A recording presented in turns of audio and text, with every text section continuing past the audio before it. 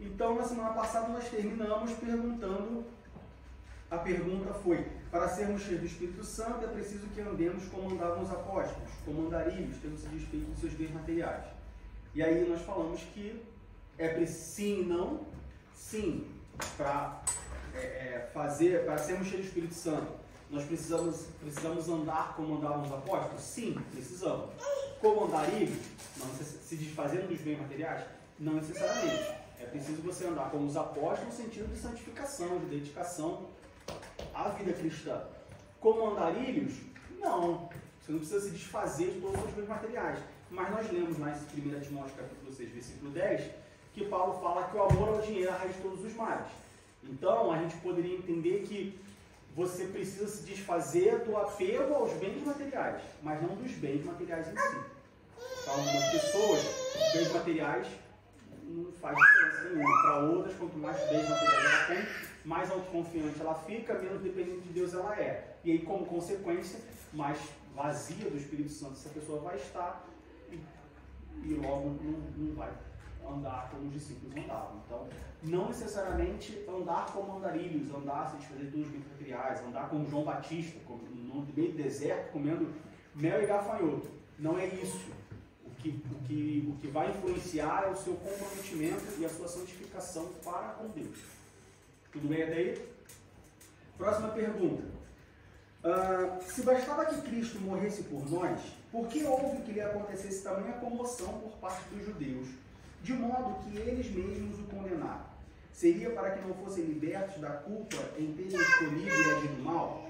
Ou para que Jesus, não tendo pecado, pagasse o preço na carne que o pecado em nós exige? Bom,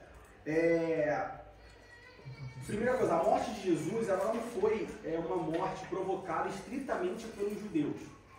A gente pode entender que o evento da morte de Jesus, no sentido físico, humano, né, como história, ela foi um complô entre os judeus e romanos. Os judeus, e aí a gente inclui os escribas e fariseus, eles intentaram matar Jesus porque Jesus, de certa forma, ele negava a lei de Moisés. Estou falando historicamente, não biblicamente. Biblicamente nós já vimos que Jesus ele veio aperfeiçoar a lei de Moisés. Mas historicamente, para os escribas e fariseus, Jesus era uma pessoa impura, uma pessoa que chegava e falava, não, eu sou o filho de Deus. Como assim você é o filho de Deus? Você não pode ser o filho de Deus. Você não pode vir aqui e falar que tudo que a gente está fazendo há tanto tempo, desde Moisés, está errado. Então, a gente pode colocar como inveja, a gente pode colocar como os escribas e fariseus, Jesus era uma pessoa não grata entre os escribas e fariseus. Não só por causa desse cumprimento da lei, vamos dizer assim, mas porque Jesus chamava a atenção, Jesus envergonhava eles, não de propósito, não por livre arbítrio, não por livre vontade, mas porque eles estavam errados. Como, por exemplo, quando a mulher adulta, eles vão apedrejar a mulher adulta, que era costume, que era uma coisa que eles faziam, era coisa normal. Jesus fala, olha, quem não tem pecado, tira a primeira pedra. Os escribas e fariseus eles ficam constrangidos. Os fariseus estão lá orando nas esquinas. Jesus fala assim, ó, não ora na esquina que nem ora os fariseus para todo mundo ouvir. Entra no teu quarto e fecha a porta. Quando você começa a ter isso repetidamente, não precisa ser Jesus, nem fariseu, nem escriba para ver que a situação não fica muito agradável. Nós mesmos, no dia a dia, começa a puxar muito a tua orelha e fala, peraí, por que você está falando comigo desse jeito? Eu não gosto mais desse pastor. O pastor fica puxando a orelha toda hora. Tudo bem que eu estou errado, mas também, peraí, né? Em público, não. Jesus puxava por ele em público. Então, a morte... Então, do ponto de vista dos judeus, essa era a motivação. Do ponto de vista dos romanos, você tinha uma pessoa que começou a pregar o evangelho, de certa forma, levanta no meio do povo, de forma humana. Os judeus, eles tinham a promessa do Messias, que seria um Salvador, que viria para livrar o povo, e os judeus, a gente já falou isso algumas vezes, os judeus, quando eles olhavam para Jesus e entendiam Jesus como Messias, eles olhavam do ponto de vista físico, não do ponto de vista espiritual.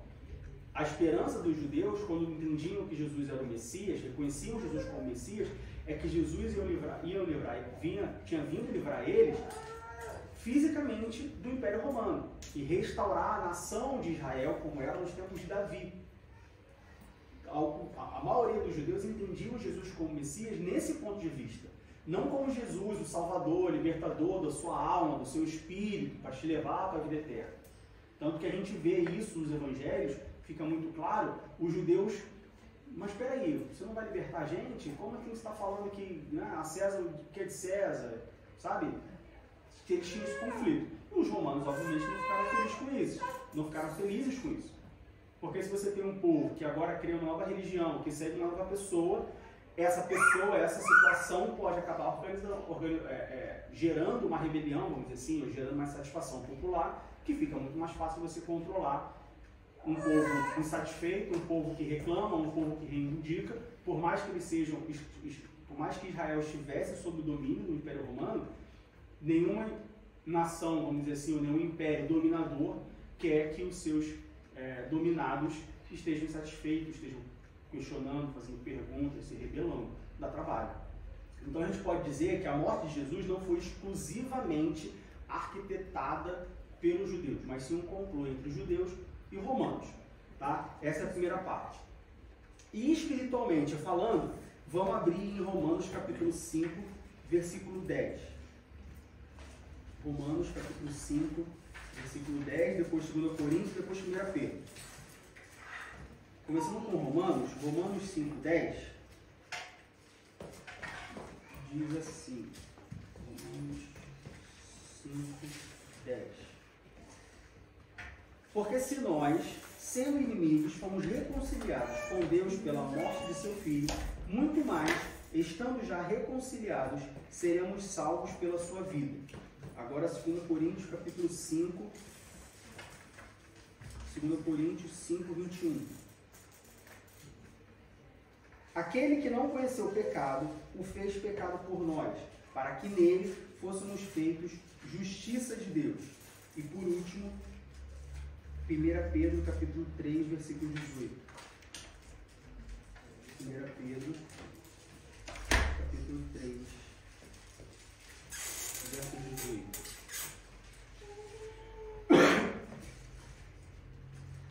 Que diz assim: porque também Cristo padeceu uma vez pelos pecados, o justo pelos injustos, para levar-nos a Deus, mortificado na verdade, na carne, mas vivificado pelo Espírito.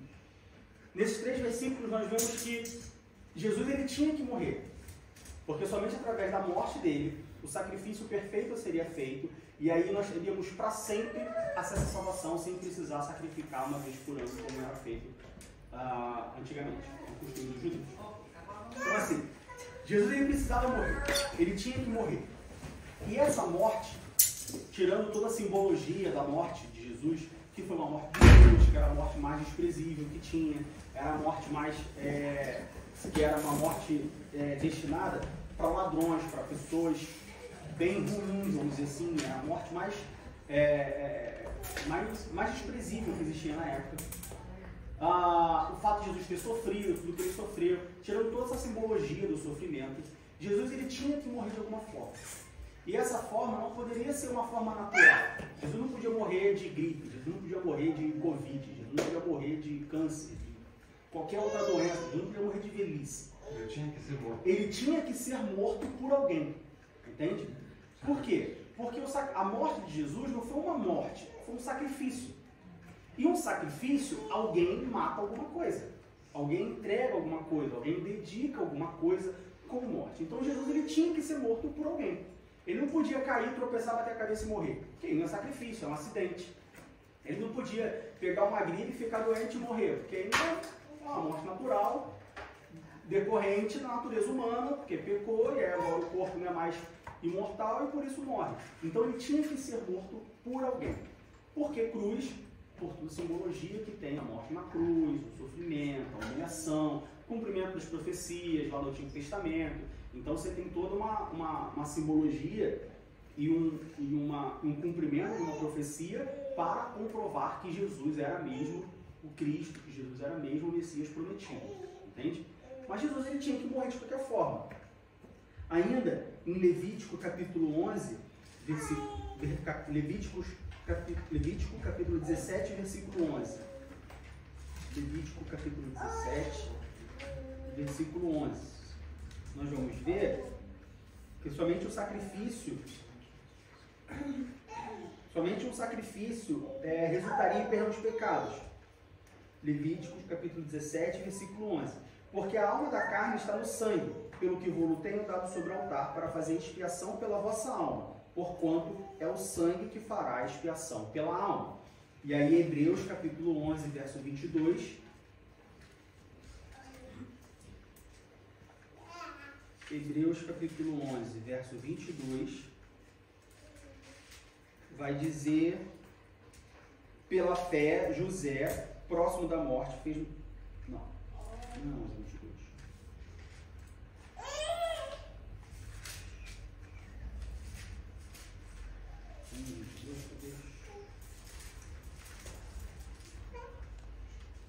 Não tem nada de seguro.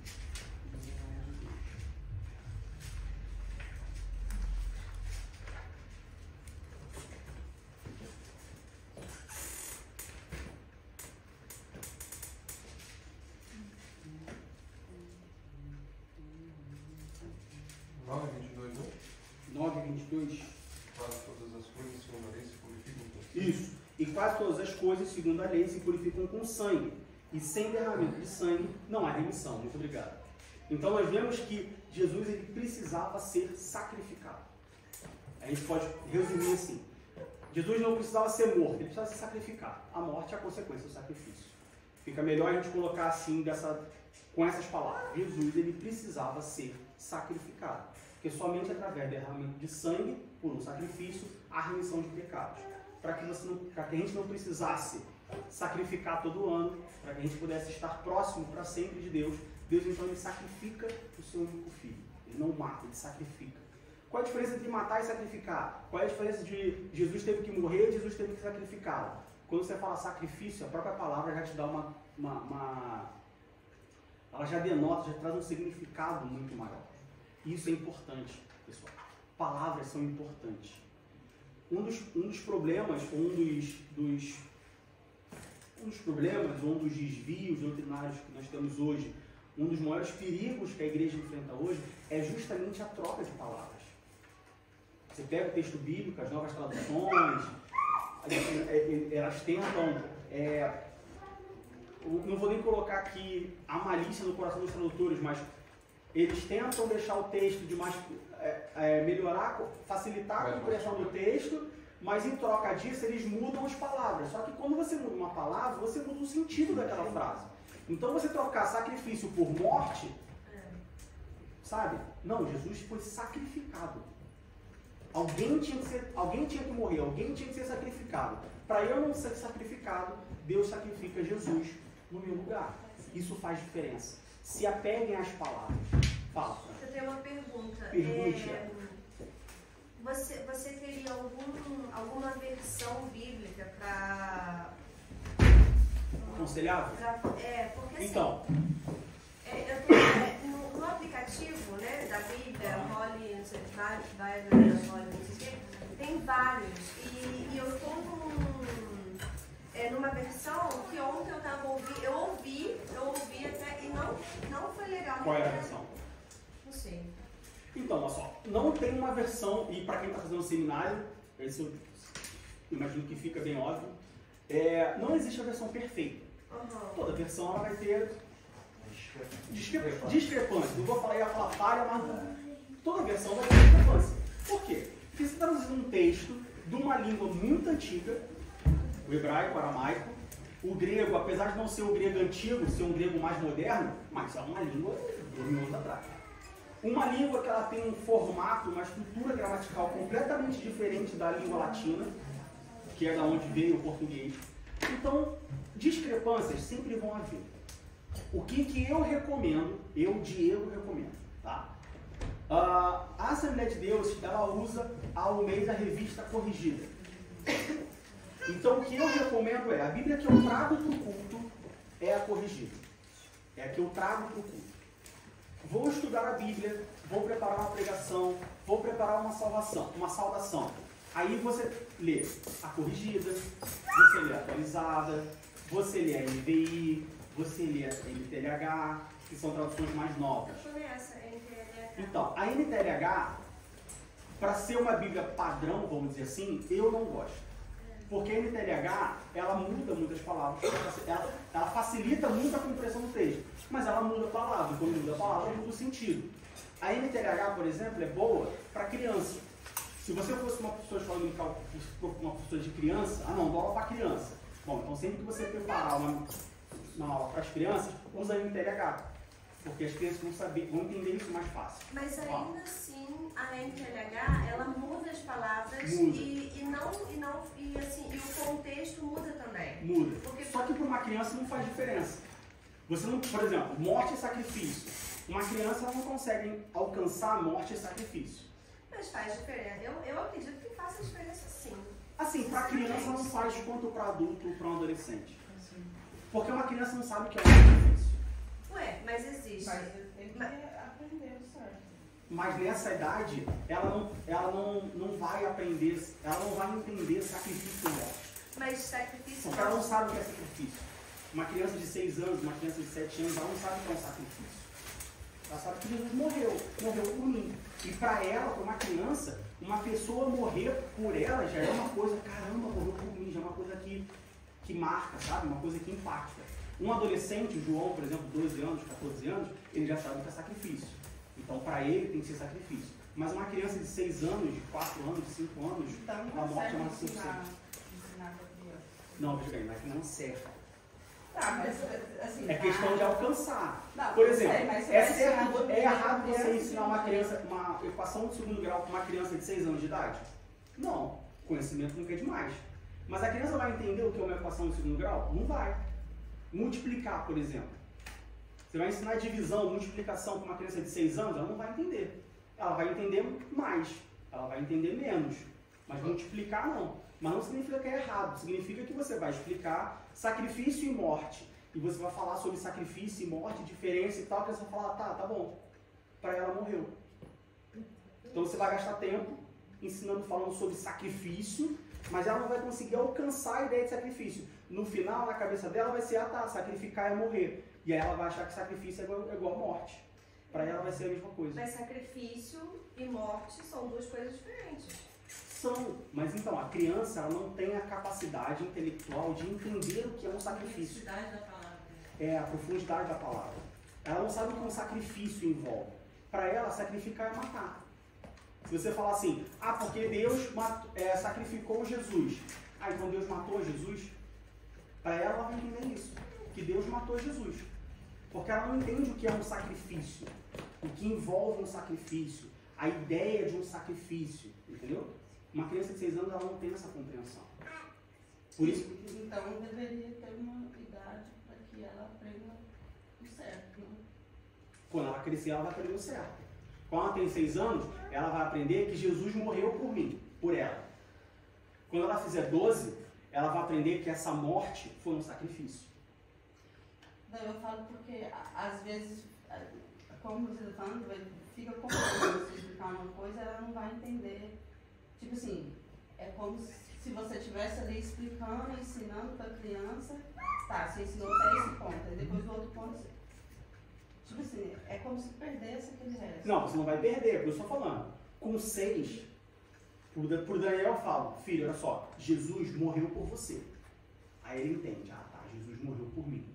Poxa, caramba, Jesus morreu por mim, morreu no meu lugar.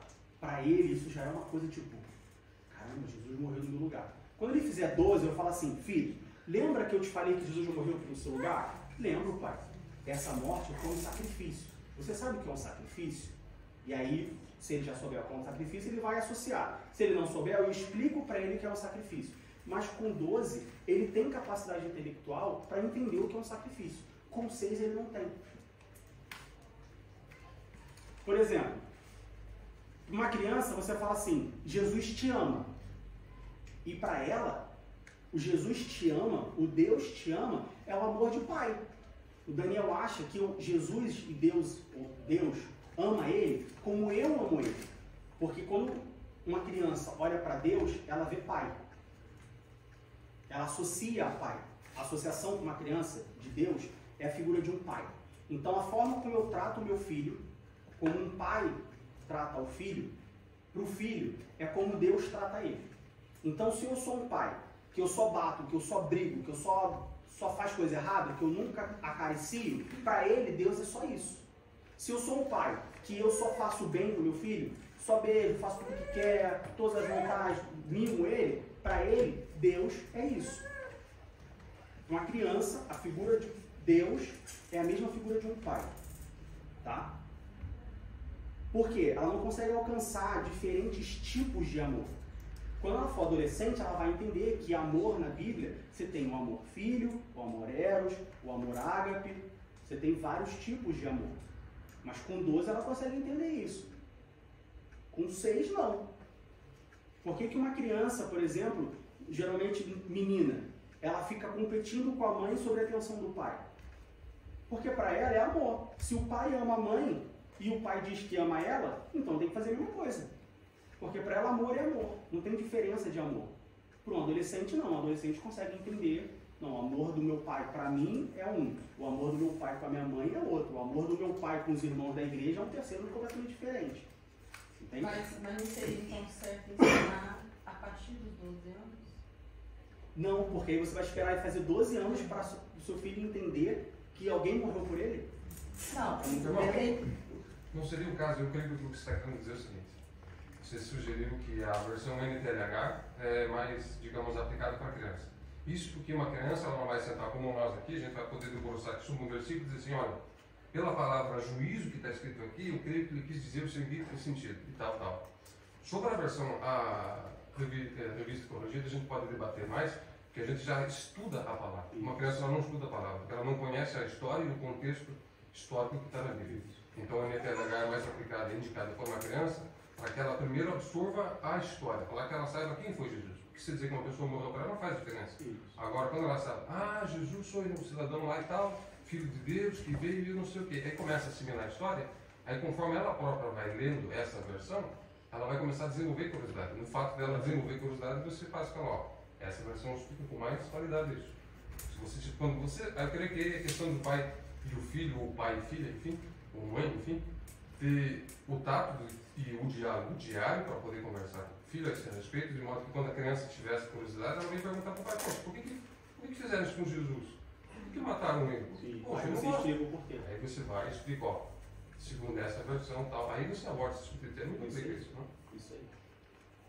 Normalmente, criança, material para criança é NTLH. Ah, então eu sou adulto e não posso ler NTLH? Você pode ler a tradução que você quiser. Só como adulto, toma cuidado.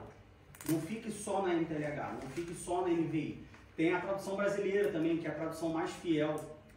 Dizem que é a tradução mais fiel aos originais. Também é uma tradução boa. Tem aquela nova que o Maurício trabalhou, como é que é o nome? Nova versão transformadora. É uma tradução, não sei se é a mais recente, mas é uma das mais recentes que tem para o português. Também é uma tradução boa. Mas são traduções. Então, assim, escolha uma para ser a sua Bíblia padrão.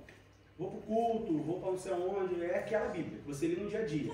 E sempre que você estudar, pelo menos uma tradução, no mínimo. Você vai preparar uma saudação na igreja, pelo menos uma tradução.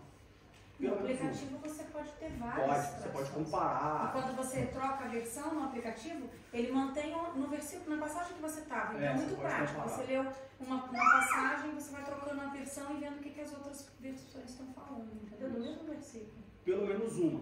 Se você souber mais de um idioma, aí é melhor ainda.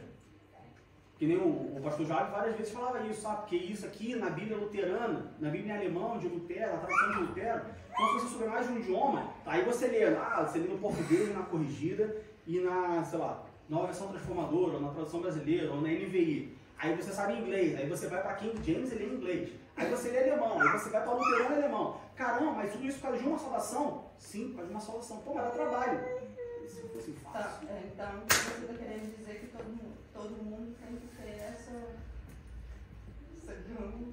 Idealmente, todo mundo teria que ter essa gama. Assim, só que olha só, na época do meu avô, ele teria que ter uma Bíblia para cada tradução. Ele tem que morar numa casa gigante. Ele tinha que ter uma biblioteca. Na nossa época, você só precisa de um telefone. Você só precisa de uma acesso à internet. Porque todas essas Bíblias, elas estão disponíveis. Elas não são domínio público. Existem entidades que detêm o direito de tradução das Bíblias. Então, por exemplo, a NTLH da SBB, Sociedade Bíblica do Brasil, em português, né? É a Sociedade Bíblica do Brasil. Eu não posso pegar esse texto e vender esse texto, comercializar esse texto. Tem que pedir autorização para eles. Mas eles dão autorização sem cobrar. Então, todas essas traduções, elas são de fácil acesso, de livre acesso, é gratuito. Então, a gente não precisa, poxa, não consigo estudar a Bíblia porque eu preciso de uma estante para colocar minhas Bíblias, eu não tenho espaço na minha casa. Então, não precisa, só precisa de uma Bíblia. Teoricamente, você não precisa nem de Bíblia. Você só vai para a internet e telefone, mas é bom ter a Bíblia para você folhear, para você manusear. Né? Mas é isso. Idealmente é isso. Dá trabalho, pessoal. Estudar a Bíblia dá trabalho. Estudar qualquer coisa dá trabalho, né? Mas eu ia colocar, não dá no seu trabalho, mas dá prazer também. Toda vez que eu descubro algo que não é a pregação do pastor A, B ou C, mas quem sente que o Espírito Santo faz, a gente fica assim, né? Você lê ali, você vai na outra, e você vai na outra e fala, caramba, é isso. Eu acho que a pergunta é essa, por que dá trabalho? Se está dando trabalho, acho que está faltando alguma coisa, tem que te dar prazer de ler a palavra. A Bíblia diz, bem-aventurado, o seu prazer está na lei do Senhor, medita desde de noite, né? Essa é a palavra de Deus. Por exemplo, não só traduções, mas dicionário. Um cristão, todo cristão deveria ter um dicionário bíblico em casa, das línguas originais. Porque você olha uma palavra e, sei lá, Hebreus capítulo 9, versículo 23. De sorte que. Aí todas as traduções que você vai ler vai estar escrito, de sorte que. Mas como assim de sorte que? Aí você pega o original grego. O que significa de sorte que no grego? Aí você vai ver que no grego, de sorte que, tem, sei lá, 5, 6 linhas explicando o que é de sorte que. Aí você lê as 5, 6 linhas e fala, é isso. Eu acho que tem dicionário grego online para você acessar, que vem com as duas coisas, assim, eu vou procurar. Tá? Eu lembro que o grego, eu conseguia comparar o Novo Testamento.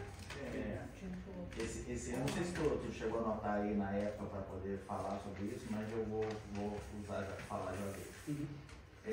Sobre o lance daquela passagem de quando Jesus é batizado, e a Bíblia diz que Jesus foi conduzido pelo Espírito ao deserto. No original, o conduzido é literalmente como se o Espírito tivesse pego na mão de Jesus e puxado ele mesmo contra a vontade. Entende?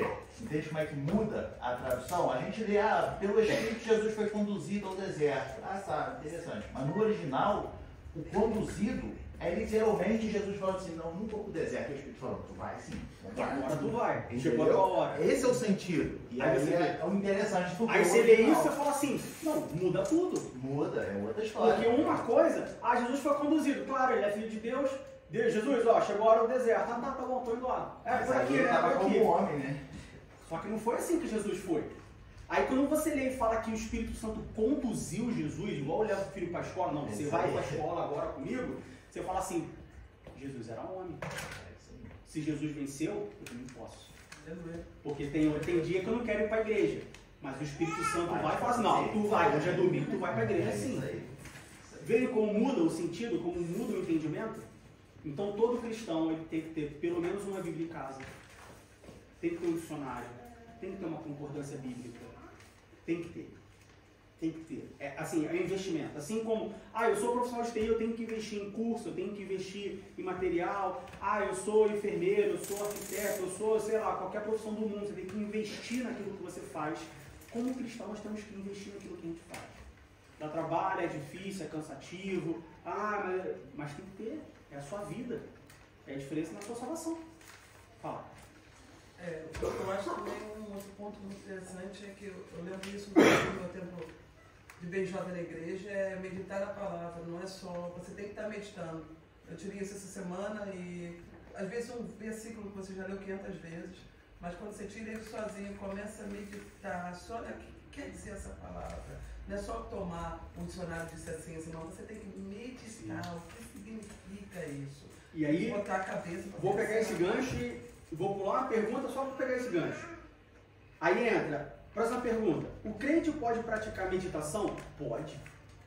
O crente ele deve praticar meditação.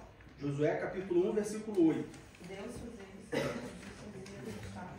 Oi? Deus fazia isso, né? Josué capítulo 1, versículo 8 é bíblico. Meditação para o crente é bíblico. Josué capítulo 1, versículo 8. Não se aparte da tua boca o livro desta lei, antes medita nele dia e noite, para que tenhas cuidado de fazer conforme tudo quanto nele está escrito. Porque então farás prosperar o teu caminho, e então prudentemente te conduzirás. O crente pode meditar? Pode, na palavra de Deus. E o Salmo também fala, né? O Salmo primeiro, eu acho, também fala, né? Bem-aventurado, medita nele dia e noite. É na palavra de Deus? Pode meditar à vontade. Não pode meditar ouvindo mantra, na palavra do homem. Aí... Porque se meditar na palavra de Deus, olha em Josué capítulo 1, versículo 8, diz: porque então farás prosperar o teu caminho, e então prudentemente te conduzirás. Se você meditar nas palavras do homem, você vai... O coração do homem o quê? A Bíblia fala que o coração do homem é enganoso. A Bíblia fala que nós não somos desse mundo. Então, se você meditar na palavra do homem, você vai à perdição, você vai se enganar. Se você meditar na palavra de Deus, você vai prosperar o seu caminho e ser conduzido prudentemente. Essa parte aí, eu e a Lúcia, nós estávamos conversando, acho que agora de manhã sobre isso, ou ontem à noite, que a gente conhece pessoas que lê muito livro, lê muito livro, só que não abre a Bíblia para ler. Aí o que acontece? O argumento dessa pessoa é baseado só nos livros que ela lê. Porque nem as referências que o livro dá da Bíblia, ela não para abrir a Bíblia e ler a Bíblia e falar, não, é isso mesmo que está escrito. Entendeu? Aí tu vai conversar com a pessoa é cheia de argumentos. Mas aí tu vai ver aonde que é a fonte de argumento dela, é só baseado nos livros. Aí não é Jesus disse, Deus, a Bíblia fala. Não, o fulano de tal falou aqui. Aí é assim o livro, é tudo. Aí a pessoa abriu o livro, me mostrou o livro e tudo. Aí conversando comigo, eu falei, aí eu e a outra conversando, falando assim, é só livro, é uma coisa boa ler livro, não estou falando que isso é ruim, não entenda mal. Mas o principal, que é a lei do Senhor, ela não medita tipo assim, vamos ver o contexto do versículo que o livro está falando. Vamos ver toda a história. Os livros, eles são literaturas auxiliares. Porque se eu ler o livro do pastor Ivanhoe de Toledo, renomado, teólogo, doutor, PhD e tal, não sei o quê. Quando eu leio o livro, eu estou lendo o que ele acha ou o que ele entendeu sobre Deus. Quando eu leio a Bíblia, é o que Deus falou sobre ele. Tem uma diferença. Kátia depois tipo assim. Eu acho que esse tipo de argumento é um argumento acadêmico, né? Isso que a gente tem na universidade, né? A gente tem que escrever, tem que citar, e se você não citar direito, você errou. E o argumento espiritual é outro, que você vai lá e você procura, e você vai, e o Espírito Santo fala, e você joga a Bíblia para lá e joga a Bíblia para cá. Você pode pegar outras coisas, mas é totalmente diferente. E envolve prática. A gente vai conversando sobre isso algumas semanas atrás. Na teoria, olha, isso tudo funciona. Aí quando você vai para uma igreja, que você tenta aplicar a teoria numa pessoa de carne e osso, não funciona. Por quê? Porque as pessoas são diferentes. A prática é diferente da teoria. Na teoria, na teoria da medicina, você faz uma incisão de 3 centímetros e você tem essa abertura. Na prática, na igreja, na Bíblia, uma incisão de 3 centímetros uma pessoa pode abrir tem uma abertura gigante. E na outra pessoa pode ter uma abertura pequena. Então, não pode ficar só uma teoria no acadêmico. Fala. Eu já passei por uma experiência. Eu gosto muito de ler livro, né? E antes eu não lia livro evangélico, cristão, tá. Aí eu comecei a ler e gostei e tudo mais. Nos primeiros eu gostei, depois eu achei muito chato. Porque tinham alguns que realmente tinham essas referências na Bíblia, e aí às vezes eu olhava, né? Só que aí quando eu olhava a referência da Bíblia, eu parava de ler o livro. E ficava assim na Bíblia, porque a Bíblia estava mais interessante do que o livro. Sim. E aí até hoje mesmo eu fico, poxa, eu amo ler, né? Só que até agora eu não achei um livro assim que me pegue, porque toda vez que eu começo a ler um livro e ler as referências da Bíblia, eu paro na Bíblia. Aí eu já não leio mais, assim, os livros, né? Deve ser uma fase, né? Mas... assim, ler livro é bom, é importante, mas existem categorias de livros, né? Sim, você tem, por exemplo, a gente conhece um autor que ele escreve livros de ficção cristãs. Quem gosta de ficção, livros de ficção, mas cristã, dentro do ambiente, do contexto bíblico, do contexto cristão. Existem livros que são livros que não são livros para você ler, são livros para você estudar. É livro sobre um assunto específico. Por exemplo, tem aquele Teologia Pentecostal, é um livro gigante. Não é um livro para você ler, é um livro para você estudar. Eu quero estudar as doutrinas pentecostais da Bíblia. Você pega aquele, você vai estudar, você vai demorar, sei lá, quanto tempo lendo aquele livro. E tem livro que você lê no ônibus, você lê em algum lugar. Então a gente tem que ter esse entendimento de para que é o livro, qual o propósito do livro, sobre o que é o livro. E aí eu lembro do que eu vou falando, que a Bíblia não é um livro para ser lido, é um livro para ser estudado. Por isso que você tem que ter dicionário, outros livros para te auxiliar, mas você tem que ler ele e estudar ele. Eu ia fazendo adendo aqui.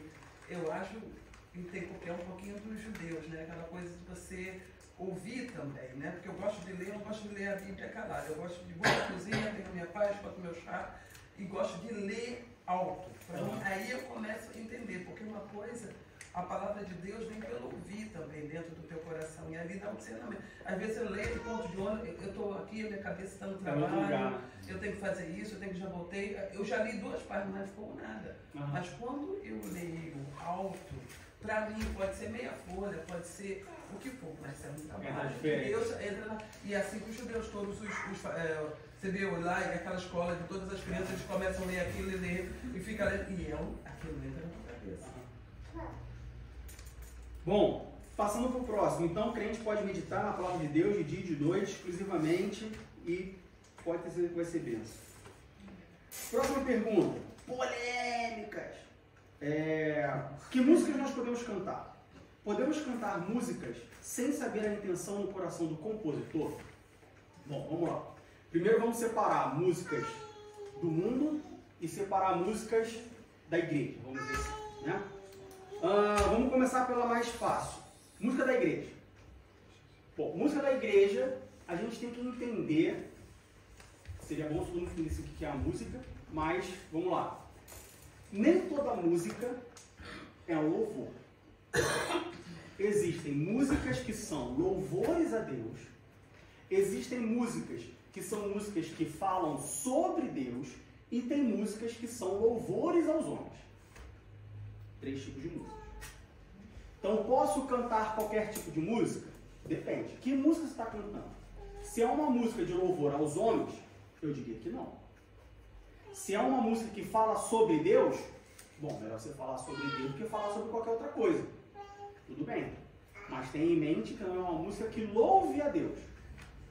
Não é uma música que vai quebrantar o seu coração, não é uma música que vai transformar a vida de uma pessoa. É uma música que fala só, tem a palavra Deus no meio da música. Contexto totalmente aleatório. E existem louvores a Deus. Você ouve e você fala assim, Deus está aqui na minha frente. Estou com um canal direto com Ele. Tá? Sobre cantar louvores que nós não conhecemos a intenção do coração do compositor.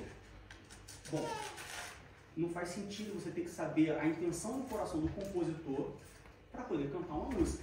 Porque ninguém sabe a intenção do coração do compositor. Às vezes tem um compositor, Joaquim das Couves, que eu acho ele assim, o supra-sumo, que as músicas dele são lindas, os louvores dele são isso e tal, e o cara tem uma vida completamente fora do que a Bíblia diz. Eu não conheço o coração dele, eu conheço o que ele produziu, que pode ter vindo do intelecto, tá? Então, assim, não precisa conhecer a intenção do coração, mas você precisa conhecer a letra. Você precisa saber se aquela letra se encaixa na Bíblia. Porque, independente da intenção do coração do autor, a Bíblia a gente conhece. Então, o bom seria, eu ouvi uma música, quero cantar essa música, eu gostei muito dessa música, a melodia, e aí, por isso que eu falo que é bom a gente entender, seria bom se todos entendessem de música, não que eu seja um entendedor de música, eu não entendo nada de música, mas a gente saber separar a melodia da letra. Porque tem músicas que são lindas, maravilhosas. Porque a melodia, você acha que a música está te tocando, mas não é a música que está te tocando. Quer dizer, é a música, mas a melodia, não a letra. Entende? E tem outras que você olha e fala assim, poxa, música chata essa, mas a letra é maravilhosa. Os hinos da harpa, por exemplo, o que mais tem é isso. Você fala, hino chato. muito devagar, mas você olha a letra é maravilhosa. Então, o meu conselho é, antes de você cantar qualquer música, analise a letra, biblicamente falando. Essa letra, ela é baseada na Bíblia? O que a Bíblia fala quando você compara a letra com a Bíblia? O que dá? Essa letra tem erros doutrinários? Essa letra tem erros bíblicos? Qual é a diferença? Tem erros que são doutrinários, que você não pode cantar. Agora, tem erros que, biblicamente falando, não faz sentido. Mas aí você usa a tal da licença poética e até, né? Que nem aquele hino que fala...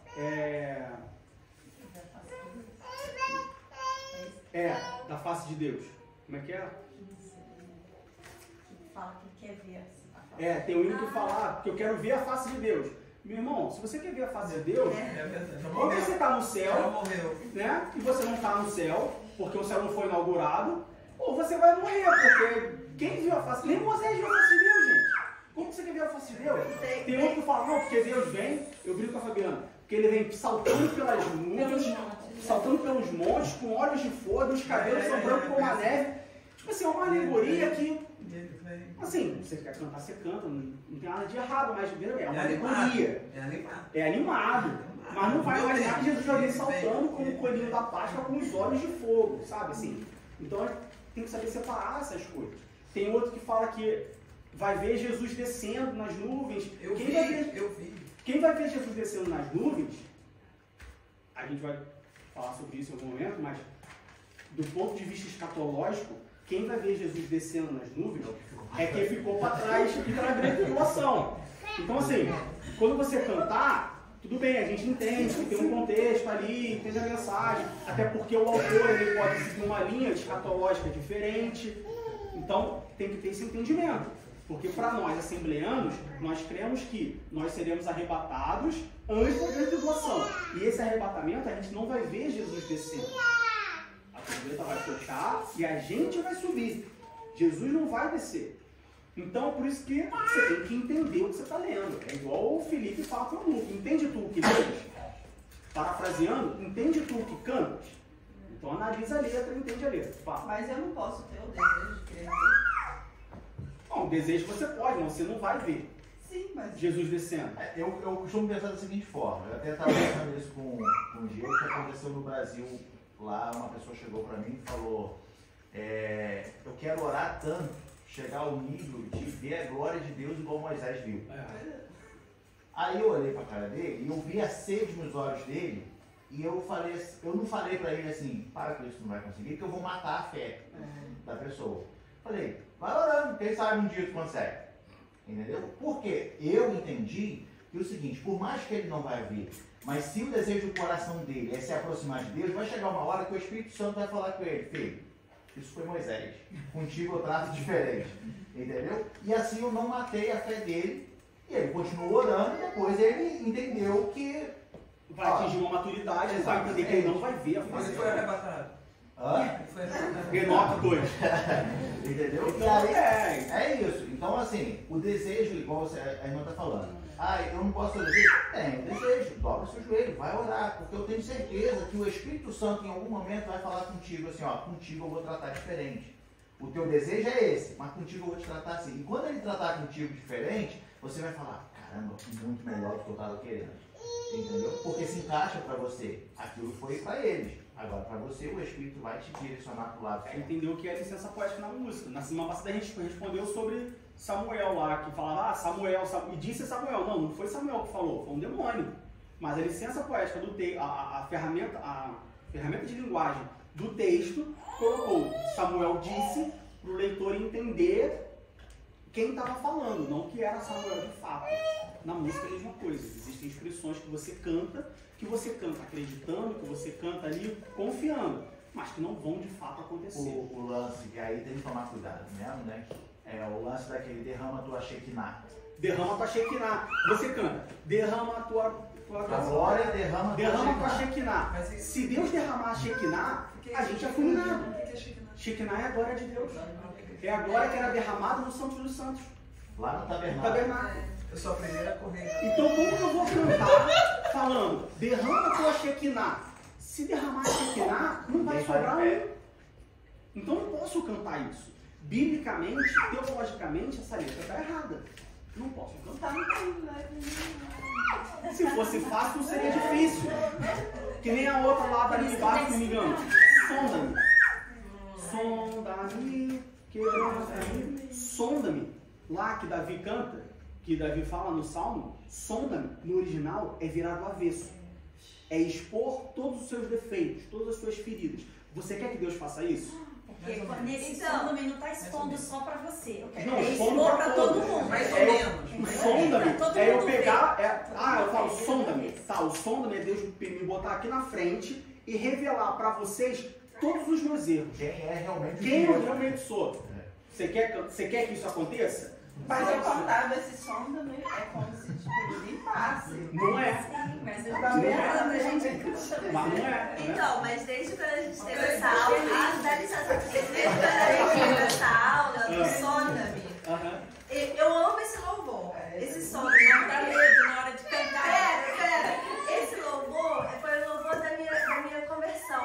Então, assim, eu cantava todo dia. Só que hoje, desde quando a gente teve essa aula, eu ouço, aí às vezes eu canto, às vezes eu tiro, né? Por quê? Porque agora eu sei o significado, eu sei porque é um louvor, então eu estou pedindo a Deus, Senhor, sonda-me, quebranta-me, né? Me vira do avesso, me quebra todo, me faz de novo e me usa depois, né? Então assim, é muito lindo, né? Lindo, mas é doloroso. Lógico. Eu não acho É necessário. É lindo, é bíblico, é necessário, mas é doloroso. Então, assim, se você cansa e tá preparado. Mas é porque ele está pedindo tribulação, né? Não, mas esse é o problema. Não pede paciência. Não, ele está pedindo tribulação, né? Aqui tem um hino do Zaqueu que fez sucesso à beça, que todo mundo cantava na igreja. Eu quero Isso. Só que quando se você for analisar... Quem era Zaqueu? O crente... Mas olha só, se você for analisar a letra, eu também aprendi isso não. O que acontece? Quem pode cantar esse hino é uma pessoa que não tem Jesus ainda. Porque se você for analisar a letra... Zaqueu não era convertido. A gente canta, é uma letra para um não convertido cantar. Porque quem já tem Jesus, não precisa mandar ele entrar na tua casa. Ele já está na tua casa. Ele já está morando em você. Não faz sentido você cantar para Deus falando, entra na minha casa. Porque ele já mora lá. Isso. Ele já entrou, já mexeu na tua estrutura, já fez tudo. Então quer dizer que Jesus não está na tua casa, Jesus não está na tua vida. É um hino evangelístico. É um hino evangelístico. Entendeu? Então vamos ter que mudar o repertório hoje. Não, gente, de repente chega aí, ó. Não, nós estamos falando de uma igreja, vai chegar as pessoas. Do que você está cantando. Veja bem, não é errado cantar. Não é errado cantar. É só ter consciência do que está cantando. Que nem o sabor de mel. Famoso sabor de mel. Sabor de mel, porque vai ver a minha vitória, porque vai ver não sei o quê. Você tem noção do que você está cantando? É isso que você quer? Você quer ter a vitória, não para você louvar a Deus porque Ele te deu a vitória, mas você quer ter a vitória para esfregar na cara do irmão que você teve a vitória. E assim, eu acho importante também. Show de vida, hein? Vamos parar nesse negócio.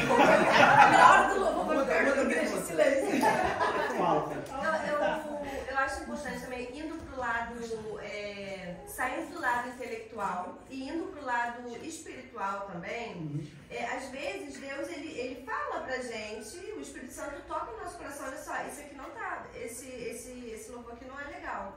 Acontece comigo também em casa, então assim, eu creio que acontece com várias pessoas também, que quando a gente começa a cantar um louvor, esse louvor não dá. A pessoa é famosa, ou então a pessoa é de Deus, isso aqui. Só que tem coisas que, mesmo sendo louvores de adoração, Deus fala, minha filha, não é pra você isso aqui. Pode ser pra outra pessoa? Pode, mas de repente não é pra você. Entendeu? Então eu acho importante também a gente ficar ligado que a música, ela não é só música de...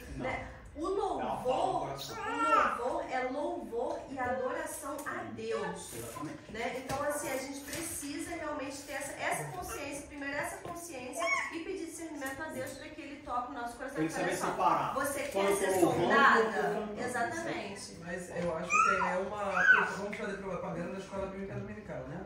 Porque o que a gente está aqui vendo é o seguinte, o que está faltando para a gente é conhecimento da palavra.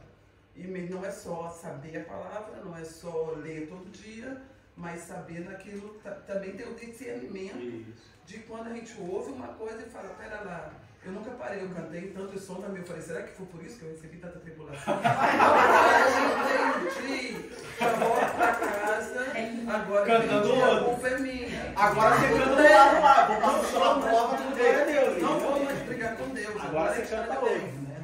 Então assim, você não É. precisa conhecer a intenção do autor, você tem que conhecer a Bíblia. Tem o Leonardo Gonçalves, né? Tem um cantor chamado Leonardo Gonçalves. Ele é adventista, ele não é assembleano. Ah, então não vou ouvir nada do que ele escuta porque a doutrina dele é diferente da minha? Não, o que ele canta? Depende. Se o que ele cantar estiver dentro da Bíblia, então eu posso cantar à vontade. Ah, o padre fulano de tal tem um hino. O que o padre está cantando? Porque às vezes o padre está cantando, mas quem escreveu não foi o padre. E tem muitos hinos que nós cantamos que quem escreveu foram padres, principalmente na harpa. Então assim, né? Você não precisa conhecer a intenção do coração, até porque tem pessoas que escreveram hinos maravilhosos, belíssimos, inspirados por Deus, e que depois pecaram, se separaram, se desviaram, inclusive, e aí você então vai parar, aquele hino agora cortou o efeito dele. Não pode ter Só uma coisinha, Lúcifer, qual era o trabalho dele antes? Músico. Então, na igreja, no mundo, como que eu faço no mundo? Eu posso escutar tudo? Bom, antes da gente passar para a transição da igreja para o mundo, vamos falar sobre ritmo, né? Todos os ritmos louvam a Deus? Bom, depende para quem responde. Eu não acho que um funk louva a Deus. Nem o metal, né? Nem o heavy metal louva a Deus. Assim, aí eu não vou te falar nem que sim nem que não, porque se eu for falar eu não gosto de samba do ritmo, tô falando do ritmo. Eu não gosto do ritmo de samba, eu não gosto do ritmo de pagode, eu não gosto de heavy metal, eu não gosto de funk. Eu gosto de jazz, eu gosto de groove, eu gosto de MPB, não sei se MPB é o ritmo. Então assim, eu não posso falar minha opinião pessoal, tá? Biblicamente a gente não encontra funk, heavy metal, samba ou pagode, marchinha. Aí você precisa ter o quê? Intimidade com o Espírito Santo.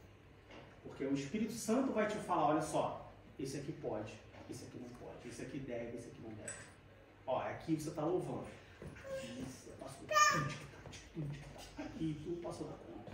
Veja bem. Desculpa, eu ia falar pra falar. Não, só que eu ia falar, eu acho que nessa questão do ritmo entra muito do que a música está causando em você. Porque a música ela emite uma frequência e o seu corpo se agita. Então, se você ouve um samba, na verdade, você quer dançar, você não quer louvar a Deus. Eu penso, né? O funk, ele te faz querer mexer o corpo, ele não te faz querer louvar a Deus. Então, isso que eu penso, que o ritmo tem muito essa questão também. O que a música está te conduzindo a fazer? E depende da pessoa. Tem pessoa que vai ouvir um samba e já vai querer começar a sambar. Tem pessoa que vai ouvir um samba e vai, ok, um samba. Então, para aquela pessoa que ouve o samba e o pé começa a mexer, então, para ela talvez o samba não seja legal, para outra seja. O que eu ia falar tá embasado no que a irmã Fabiana disse, né? Por exemplo, falando do funk, a batida do funk, ela tá numa nota na bateria, por exemplo, que se chama quialter, né? E a nota quialter, ela emite a frequência no corpo que te proporciona a rebolar. Olha que loucura, né? Então, se você pega uma batida ali e faz tum, tá, tá, tum, tá, isso é uma nota quialter, entendeu? E o efeito dela no ouvido de quem tá emite frequências no corpo que te leva a dançar. Por isso que você vê os funks, é tudo muito baixo calão, né? Porque é menina rebolando até o chão, é tudo. E aí eles combinam uma letra obscena com uma batida que te favorece a ser obscena, entendeu? E da mesma forma, as demais notas como o samba, como o rock, por exemplo, o rock, o heavy metal, as notas usadas nele ali, ele emite uma frequência no teu corpo que muita gente que tem raiva no coração, ouve rock, porque a nota que ele emite te proporciona você extravasar isso dentro de você, entendeu? Então, quando a gente fala de ritmos com letras de hinos a louvores a Deus, nós precisamos entender que efeito que vai causar aquela melodia dentro daquela letra, entendeu? Os corinhos de fogo, né? Que eu particularmente eu gosto. Mas nós vemos na grande maioria das igrejas no Brasil que o corinho de fogo é forró. E muita gente que canta corinho de fogo dança forró. Entendeu? Porque é a batida que proporciona a frequência no corpo e te faz fazer aquilo.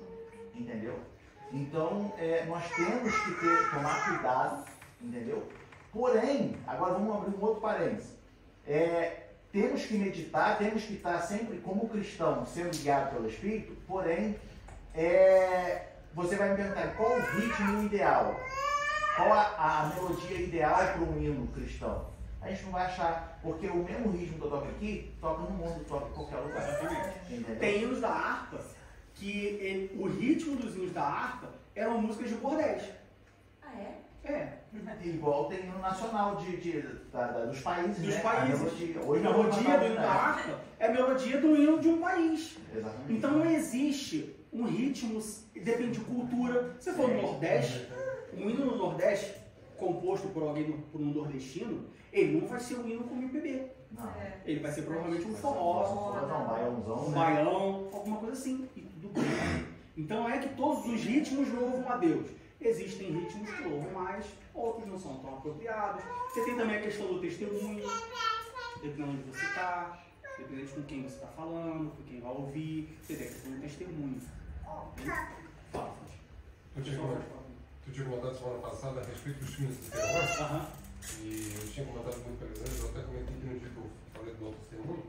Eu por muitos anos ouvi rock pesado, tudo que é tipo, todas as vertentes, muitas bandas, especificamente pelo que era falado nas letras e pelo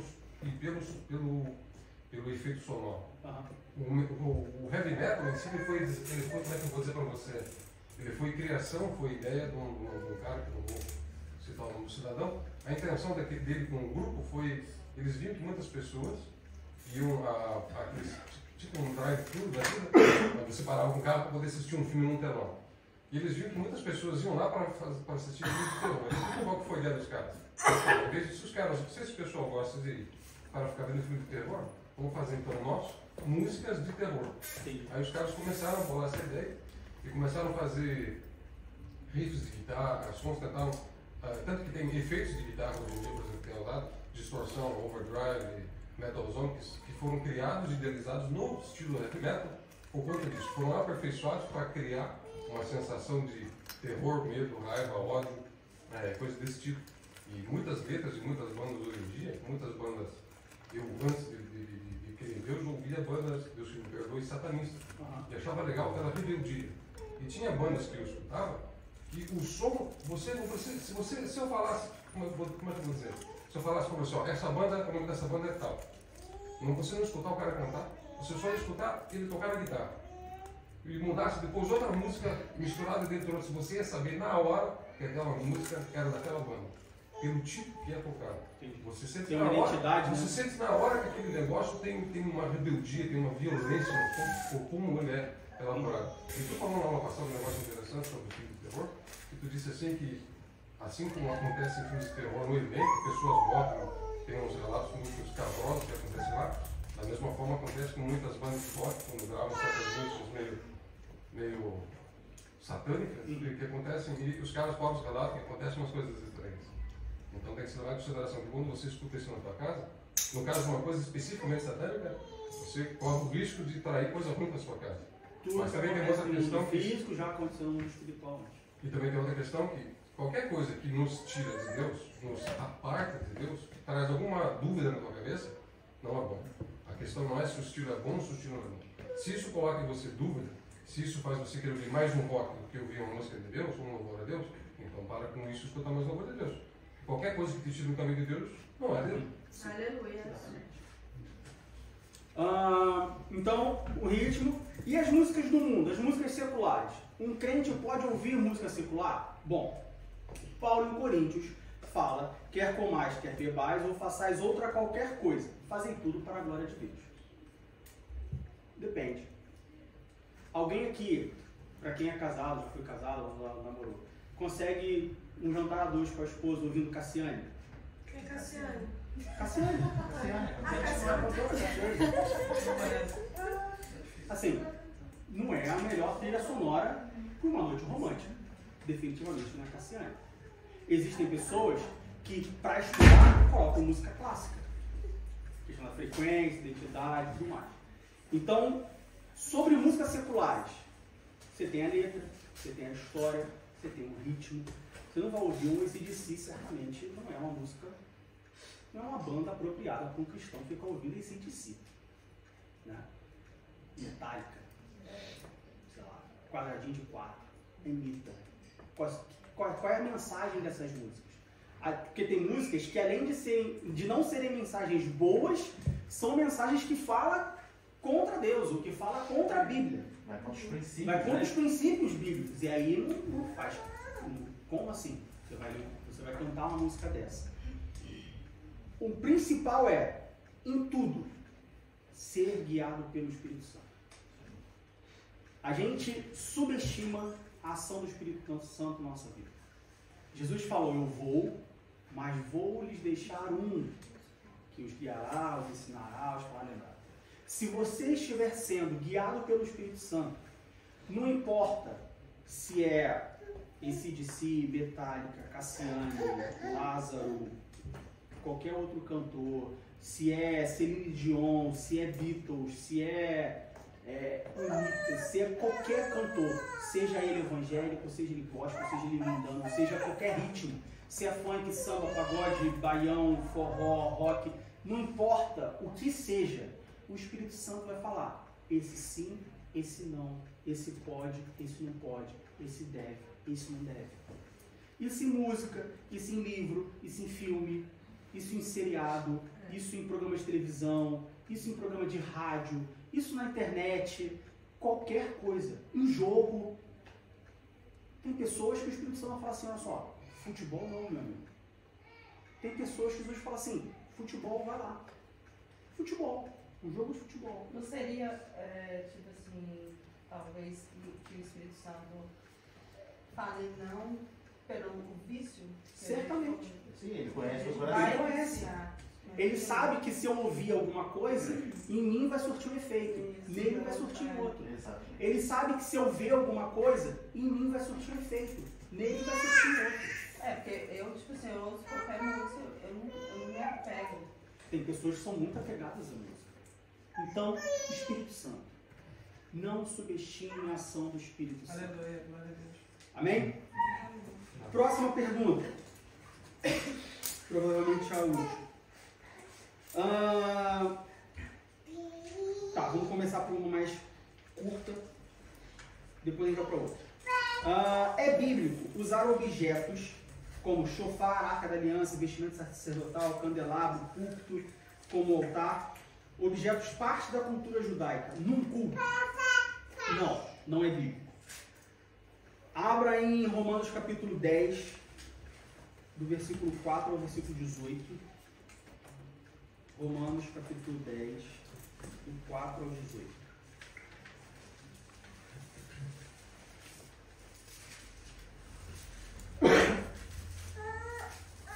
E depois nós vamos ler em Hebreus. Anotem para ler em casa Hebreus 10, do 1 ao 18. A gente vai ler aqui só do Romanos 10, do 4 ao 18. E depois em casa ler Hebreus capítulo 10. Romanos 10, do 4 ao 18 diz assim: porque o fim da lei é Cristo, para a justiça de todo aquele que crê. Ora, Moisés descreve a justiça que é pela lei, dizendo: o homem que fizer estas coisas viverá por elas. Mas a justiça que é pela fé diz assim: não digas em teu coração quem subirá ao céu, isto é, trazer do alto a Cristo. Ou quem descerá ao abismo, isto é, a tornar a trazer dentre os mortos a Cristo. Mas que diz: a palavra está junto de ti, na tua boca, no teu coração. Esta é a palavra da fé que pregamos. A saber, se com a tua boca confessares ao Senhor Jesus e em teu coração creres que Deus ressuscitou dos mortos, serás salvo.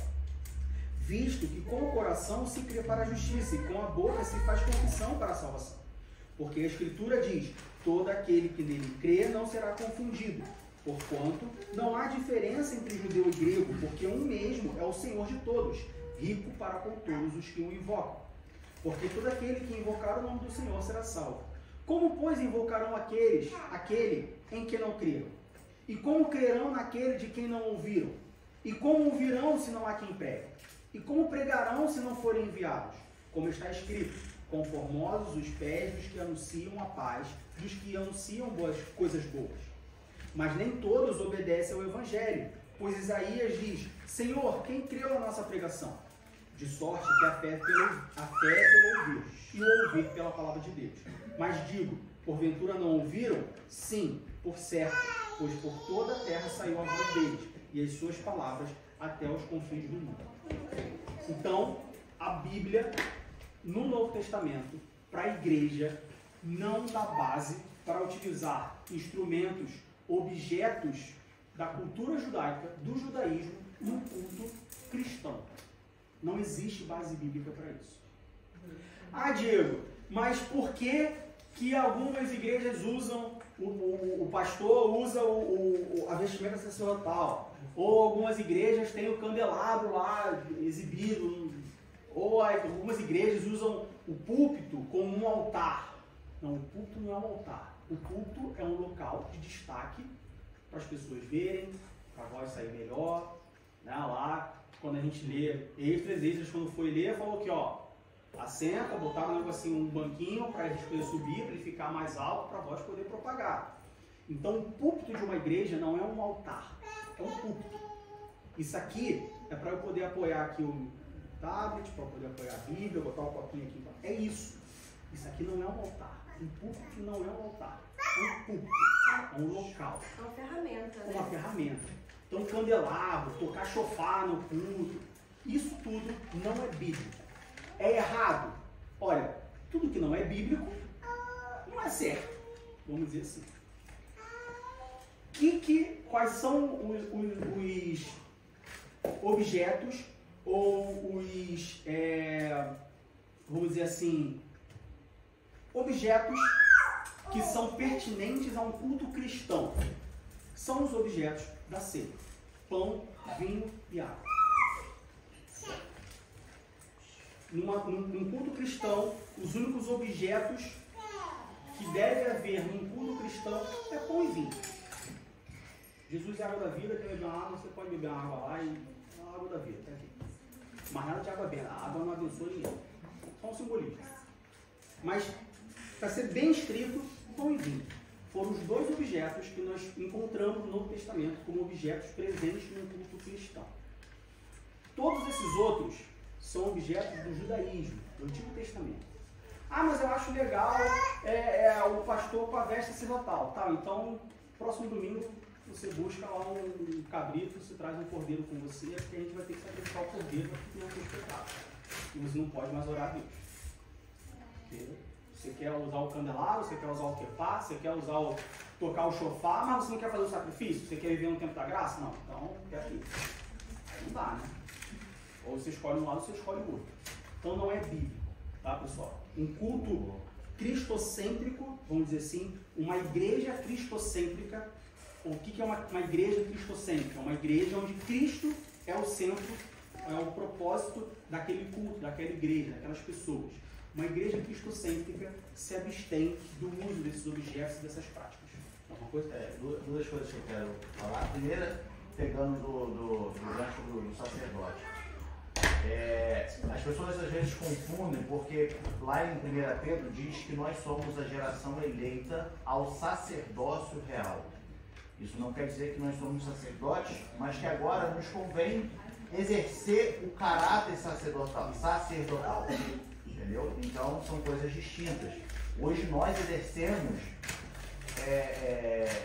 funções que na época só um sacerdote exercia. Mas isso não quer dizer que eu sou um sacerdote ou que eu devo andar como tal. Esse é o primeiro ponto. Segundo ponto, eu quero voltar lá na parte do culto. Você disse. Aqui foi muito bem explicado e foi tudo certinho. O lance disso aqui é só um culto, um pedaço de madeira onde se apoia. Só que a gente não pode esquecer o lado espiritual da coisa. Tá? Por quê? Porque nós estamos numa igreja e só quem vai ali à frente e usa aquele púlpito é para falar da palavra de Deus.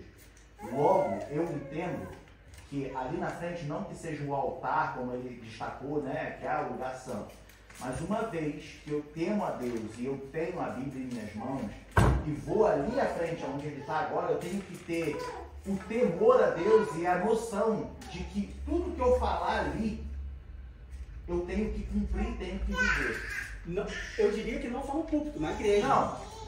Porque o que acontece? Qual é o ponto que eu quero chegar? Que as pessoas enxergam aqui na frente, isso aqui não é nada, isso aqui é só um púlpito. Porque púlpito tu tem no Planalto da Justiça, tu tem em qualquer lugar, e a pessoa fala para uma plateia, tu tem lá na empresa um auditório que tem um púlpito.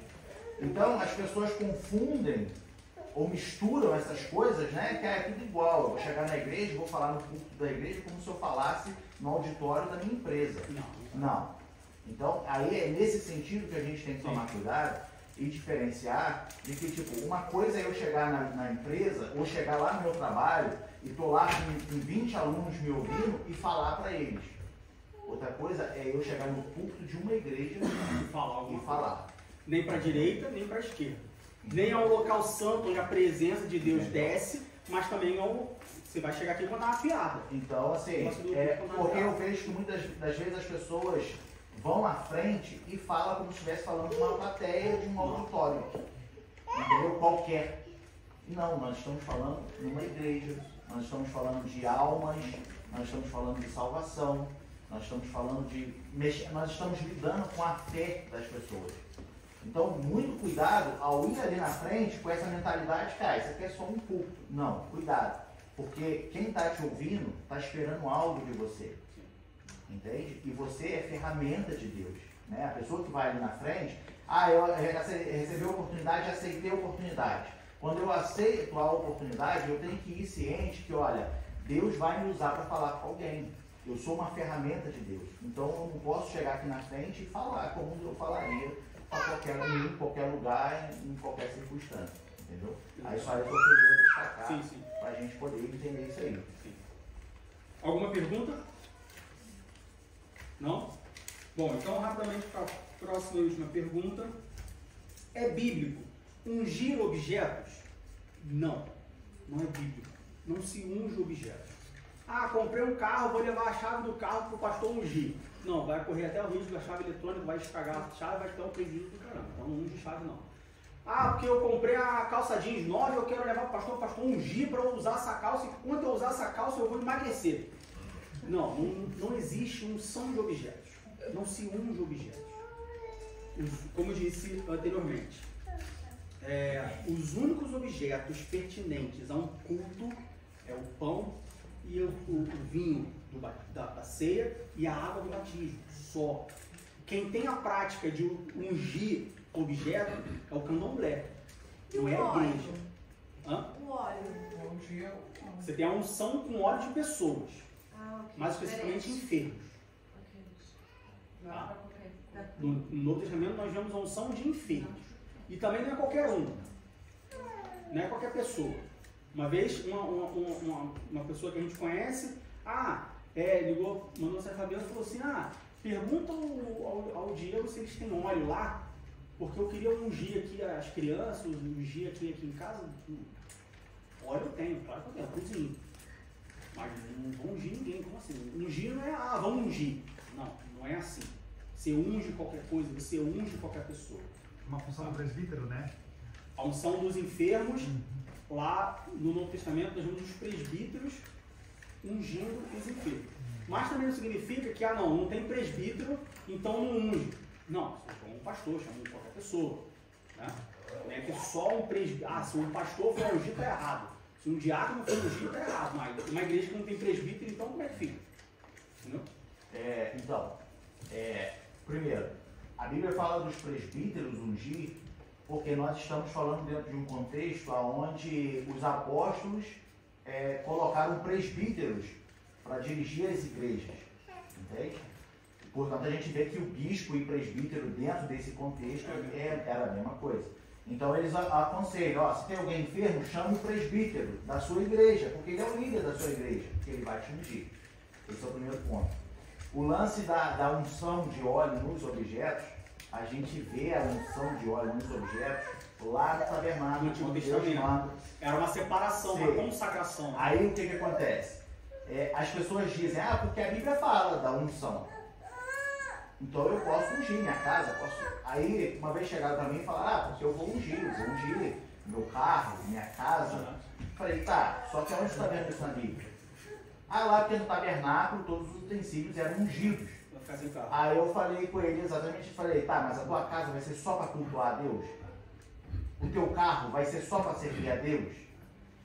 Não, falei, então tá errado. A unção no Antigo Testamento era uma separação, uma consagração daquele objeto. Literalmente. Saiu Então, dali. bom, ungir o meu iPad. Bom, meu iPad só pode sair daqui. Exatamente. Então, não sei se eu vou querer ungir o meu iPad. Então, por isso que hoje a gente, por exemplo, a gente não unge os instrumentos da igreja. Por quê? Porque se amanhã a gente vai botar um outro mais moderno, vai ter que vender esse ali. Se a gente for seguir a luz da Bíblia, a gente não pode vender essa ali, porque foi consagrada a Deus e vai ter que se deteriorizar ali e acabar ali até a gente comprar outro. E mesmo no Antigo Testamento, a unção de objetos não era para transmissão de bênção. Não. Que nem você vê hoje muitas igrejas neopentecostais, não, toma aqui o patinho amarelo ungido, toma aqui o copinho de plástico com a unção extrema. Não, porque não existe unção para transmissão de bênção. Não. Unção na Bíblia, especificamente no Antigo Testamento, é para consagração de utensílios. Literalmente, separação. E como que você faz hoje? Compramos a caixa aqui para guitarra, semana retrasada, se não me engano. Ora, apresenta, Senhor. Dá graça, né? Agradece a Deus, apresenta a Deus e pronto. Acabou, não precisa ungir nada. Não se vamos ungir criança, vamos ungir meu filho. Meu filho está correndo muito, ele é muito atribulado, esse moleque só dá trabalho. Vou ungir ele. Não unge o filho, não. Não é assim. Não é assim, não. Educa ele. Ora, pede o Espírito Santo para dar graça. Não pede para dar paciência, porque paciência é dos pacientes de tribulação. Pede para dar graça e. Exatamente. Vida que segue. Então, ungir significa a separação daquilo ali. Isso. É isso? No Antigo Testamento, No Antigo sim. Do Antigo Testamento. E hoje pra gente? Você só apresenta a Deus dando graça. Não, mas e se for O que a unção significa pra gente? Não, peraí, mas se for ungir o enfermo, por exemplo, Então, com óleo. Aí é bíblico. A Bíblia diz, se há alguém enfermo, unja com óleo. Mas é uma separação também? Não.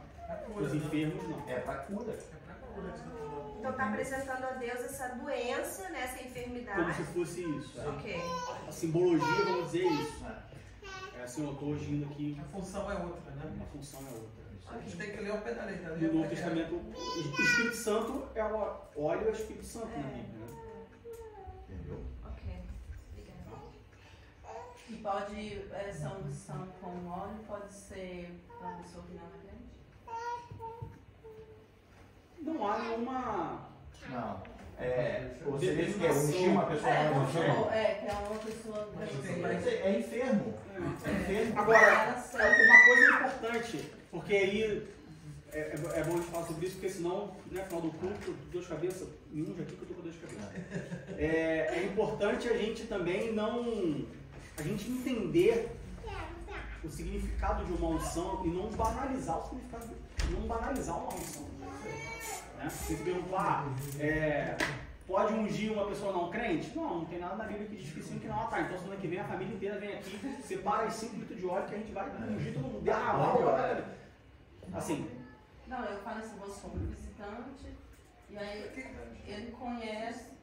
Aí o que a Cacá está falando, mas pra que vai ungir por quê? Vai ungir Cara, por não quê? crê, vai gastar o óleo pra quê? Nossa, Porque não, se ela vira e fala assim, eu tô com. Mas o que vai curar não é o óleo. O que vai curar não é o óleo. Não é o ato da unção que vai curar. Então, se eu trouxer uma pessoa aqui, que não está nem aí com a igreja, que não faz a mínima ideia do que é a Bíblia, e eu vou ungir aquela pessoa, eu vou gastar óleo. Não, mas a minha pergunta é mais assim, então é usado só para quem é crente? Eu diria que é usado de acordo com a orientação do Espírito Santo. Exatamente. Aí, seja crente ou seja não crente. O que está acontecendo? Entrou uma pessoa, o Espírito Santo falou com o pastor Ivanor, unge. Aí ele vai ungir. Não importa se é crente, se não é crente, o que é, se é homem, se é mulher, se é velho, adulto ou criança. Tá?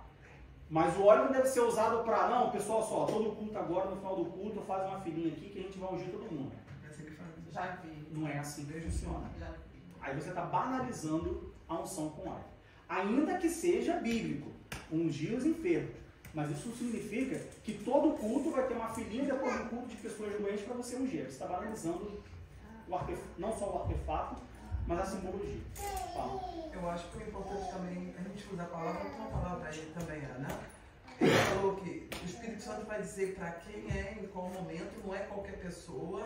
Eu não vou sair, Kátia, eu chego aqui, vou lá ungir a minha colega de trabalho, porque hoje a vida dela. A gente está banalizando o Evangelho e depois as pessoas acabam tão frustradas.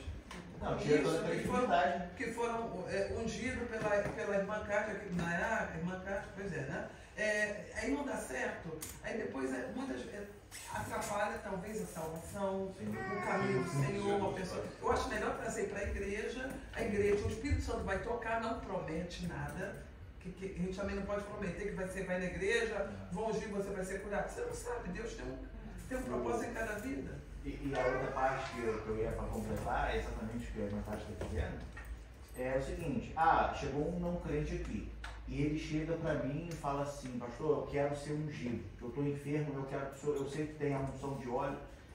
Qual seria a minha posição, ou a posição do presbítero Diego, de quem estivesse na frente, diante dessa situação aqui na igreja? É falar, tá, eu te unjo, só que você crê em Deus? Você já entregou a sua vida a Jesus? Você já confessou a Jesus como Senhor e Salvador da sua vida? Então, eu tenho que fazer a unção, eu teria que fazer a unção, mas a gente, eu acho que é esdrúxulo, é meio feio falar assim, mas o meu dever com ele é falar assim, tá, você quer, não quer, mas Deus também quer te salvar. E aí, como é que a gente fica? Entendeu? Mas eu não sei, eu estou em dúvida. Você fala, tá, então, você só quer receber e você não quer dar. Porque a vontade de Deus é que você se salve, Ele quer que você se salve. Então você chegou aqui, me encontro falando, não, eu quero receber o óleo da unção, eu estou enfermo. Tá, e eu estou te falando, Jesus quer te salvar. É o que a gente viu no Novo Testamento. Exatamente. Jesus chegava com um coxo, exatamente. Ele curava, mas ele salvava. Ele salvava. Vai que a tua fé te salvou. Sempre que ele curava, ele salvou. Exatamente. Então, diante de um não crente respondendo a irmã, chegou aqui uma pessoa não evangélica. Eu posso ungir a enfermidade dela? Não, pode. Mas o meu dever, ou o dever de quem está fazendo, é chegar e falar assim, olha só, Jesus quer te salvar. A tua alma vale mais que qualquer coisa no mundo inteiro. Entrega a tua alma para Jesus. Entendeu? É evangelizar essa pessoa. Bom, tem mais duas perguntas que eu considero perguntas rápidas. Mas já são 11h30. Vocês querem responder suas perguntas hoje? Na semana que vem a gente começa um novo trimestre, uma nova revista. Ou querem fazer duas perguntas para o domingo que vem? Vai terminar logo hoje, né? Terminar logo hoje? Bom, penúltima pergunta. Os números têm algum significado na Bíblia? Sim e não. Tá? Alguns números sim têm significado. Por exemplo, 3, Trindade. 7, perfeição. 6, a falhabilidade humana, ou seja, a falhabilidade. Tá certo? Né? O homem falha. 12, os 12 discípulos. Tá? Então, alguns números têm um significado na Bíblia. 400 e alguma coisa também, né? Tem. 400? Os que vão ser salvos. Os que vão ser salvos lá dos... Não sei se vão ter. Não. O céu está fechado. Mas o 144 mil é múltiplo de 12. O 144 é a raiz quadrada de 144. Lá e mas tal. isso já é então, assim, alguns números têm significado na Bíblia, mas, embora eles tenham significado na Bíblia, eles têm significado na Bíblia. Eu tenho que ter, então, 3 filhos. Um do Pai, um do Filho e do Espírito Santo. Então tem que ter 12, que são 12 discípulos. E mesmo assim, um deles você sabe que vai para o inferno, porque ele vai extrair Jesus. Né? Então, assim, toma cuidado. Tem significado, mas os números, eles só têm significado na Bíblia se eles estiverem dentro de passagens alegóricas, poéticas ou apocalípticas. Então, por exemplo, lá em 2 Coríntios, tem uma passagem que fala que Paulo enviou 3 irmãos para levantar coleta para uma igreja. Esses 3 irmãos não eram o Pai, o Filho e o Espírito Santo, eram 3 irmãos. Ele olhou e falou assim, precisa de alguém para ir lá, quem está aí? Ah, tá o fulano, o Beltrano e o Ciclano. Pode ir lá, por favor, e levantar a coleta? Se tivesse 2, iam ser 2, se tivessem 4, iam ser 4. Não significa que é Pai, o Filho e o Espírito Santo. Tá? Coincidências. Hã? São só coincidências? São só coincidências. Agora, se esses números estiverem dentro de passagens poéticas, apocalípticas ou alegóricas, aí sim eles têm algum significado. Então, depende da onde, em que passagem que está o número. O número 40, tem? Número 40? É que Moisés saiu do Egito com 40 anos. Ficou 40 anos com o sogro. Depois voltou, andou 40 anos pelo deserto. Aí Jesus foi e ficou 40 dias no deserto. Pode ser que tenha, não sei. Tem um livro, eu tenho esse livro em casa, se alguém quiser. Aliás, esse é um assunto que eu ia falar no final da aula. Talvez eu fale depois. Mas enfim, eu tenho um livro em casa do Abraão de Almeida, pessoa confiável, sobre numerologia bíblica. Quem quiser eu posso emprestar, quem tiver curiosidade. Eu já li, muito mais fininho, ele é rápido. Sobre numerologia bíblica, se você quer entender mais quais são os números, quais são os significados e tal, é interessante, é um assunto interessante. Mas isso, de novo, não significa que você vai aplicar isso na sua vida. Então eu vou ter 3 filhos, então eu vou ter 3 casamentos, então eu vou ter 12 esposas. Não. Só assina o contrato no dia 7. Só assina o contrato no dia 7. Nossa, Só levanta às 7 da manhã. Só levanta às 7 da manhã. Tem essa Depois das 7 não trabalha. Por exemplo, no livro de Apocalipse, João afirma que ele viu os 7 Espíritos de Deus. Isso significa que Deus tem 7 Espíritos? Não. Isso significa que ele viu a perfeição do Espírito de Deus. O mundo foi criado em... 6. Ah, viu só? Pegadinha aí, ó. O mundo foi criado em 6 dias, não foi criado em 7. 7 a gente esqueceu. Bom, última pergunta. Em que lugar a Bíblia diz, esforça-te que eu te ajudarei? Aonde que a Bíblia diz isso? Esforça-te que eu te ajudarei. Josué. Não, na verdade é na traseira do caminhão que está escrito isso. Josué, capítulo 1, versículo 9. Josué, capítulo 1, versículo 9, diz... E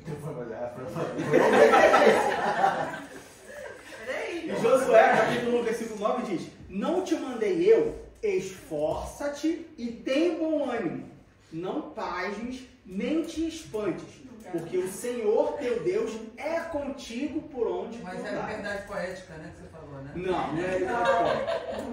Veja bem, em nenhum lugar da Bíblia Deus diz, esforça-te que eu te ajudarei. São frases de efeito que ao longo da história se tornam verdade. Não existe Tem vários desses. Tem Minha mãe falava muito dessa. Tem o livro do Ciro Zibordi, tem uma série, na verdade, de um autor chamado Ciro Zibordi, conheço ele pessoalmente, foi meu chefe durante muito tempo. Ele escreveu um livro chamado Erros que os pregadores devem evitar. Muito bom, não é só o pregador. Porque tem vários desses versículos, dessas frases. Até os teus, né? Que você fale assim, tipo, a Bíblia. E aí você começa, vou pregar sobre isso domingo. Você não vai pregar porque não tem isso na Bíblia. São frases que as pessoas, né? Que tá ali. As pessoas... Então assim, não existe esforça-te que eu te ajudarei. Existe esforça-te, tem bom ânimo, porque eu sou contigo. Em nenhum momento Deus fala isso. Não existe, na relação homem-Deus, não existe Deus falando assim, bom, se você vai até aqui, que a partir daqui eu te ajudo. Não existe um ponto de gatilho para que Deus possa te ajudar. Entende? A relação com Deus não funciona assim. Ele vai estar contigo, pronto. Mas ele vai estar contigo desde o início até o final. Ele vai estar te ajudando desde o início até o final. Não é igual filho com pai com filho, né? Eu quero comprar uma coisa de 10 euros, mas só tenho 7, tá? Então coloca teus 7 que eu vou casar mais 3. Não é aposta, você não casa moeda, ficha com Deus para chegar no resultado. Não é barganha. Não é barganha. Então esse versículo não existe. Existe esforça-te, tenha bom ânimo. Ó, veja, lê o versículo. Não te mandei eu? Esforça-te e tenha bom ânimo. Não pasmes, nem te espantes, porque o Senhor teu Deus é contigo por onde quer que estás. Então não esforça-te que eu te ajudarei. Okay? Tem outro também que fala assim, Deus ele Faz sete. Ele não chama o capacitado, ele capacita o chamado. O escolhido. O escolhido, Deus não escolhe o capacitado. Enfim, vocês entenderam, né?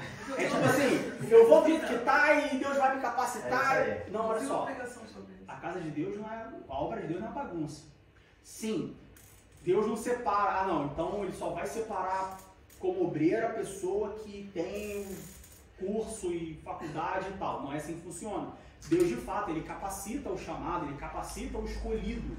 Mas isso não significa que, não, eu sou escolhido, então não preciso me capacitar. Não, faz a tua parte. Que aonde precisar, Deus vai cumprir, Deus vai ajudar, o Espírito Santo vai lembrar todas as coisas e tudo mais. Entende? Mas essa coisa de, não, Deus capacita o chamado, eu sou chamado, eu sou escolhido, Deus vai me capacitar. Ele vai, amém, vai capacitar porque ele faz isso normal. Mas isso significa que a pessoa tem que se preparar. Se você entende que você tem um ministério na sua vida, então se dedica a esse ministério. Vai buscar. O meu ministério é de música.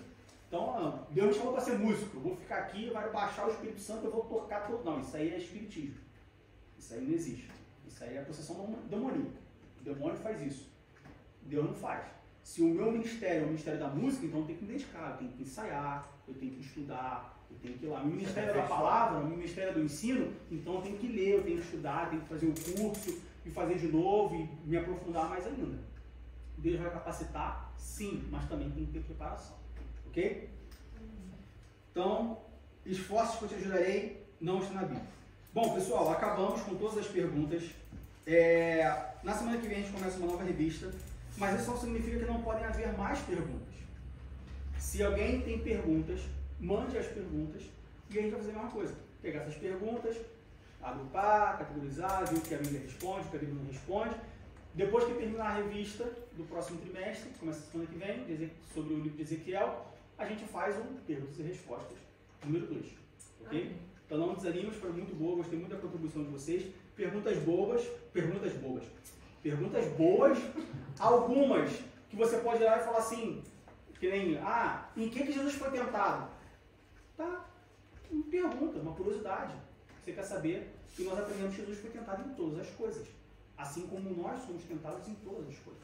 Então toda pergunta é boa. Toda pergunta é boa, toda pergunta é válida, toda pergunta é proveitosa.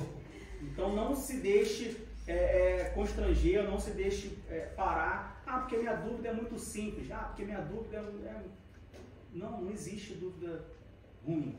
Toda dúvida é boa. Então mande pra gente, ou pra mim, pra irmã Ruth, pra quem você quiser do Ministério da Igreja, que a gente vai responder elas quando terminar a próxima revista.